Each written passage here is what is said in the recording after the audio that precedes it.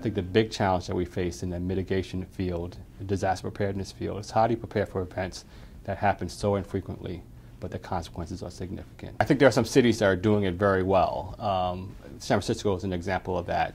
They recently passed an ordinance requiring all vulnerable, what we call soft story buildings, have to be retrofitted within several years. That's going to have a huge impact on what happens the next time there's an earthquake in the Bay Area, because these are the same buildings that in 1989 collapsed. We saw casualties, we saw large economic losses. The city of Los Angeles is doing something very similar.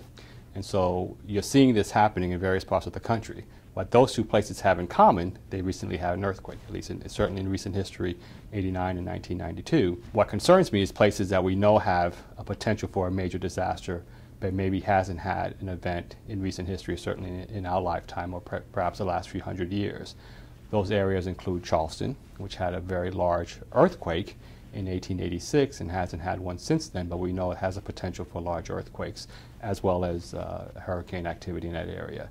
And I think they have a ways to go in terms of trying to prepare for their next event. Similarly, the central U.S., the New Madrid region also we know has very, very large earthquakes, but they're very rare. And clearly, New York thinks very differently about storms and hurricanes now than it did before Superstorm Sandy. And just to some extent, LA and San Francisco were the same way. So I think the issue is whether or not people have recently felt the impacts of the disaster makes them think very differently about what they need to do moving forward. I think we can play a role. I think the research community can play a major role in really helping officials understand what mitigation might do in terms of the outcome of a disaster. We have to change the culture. We have to change the mindset in this country, one that thinks about resilience. The cost on the front end is so much less than the cost on the back end.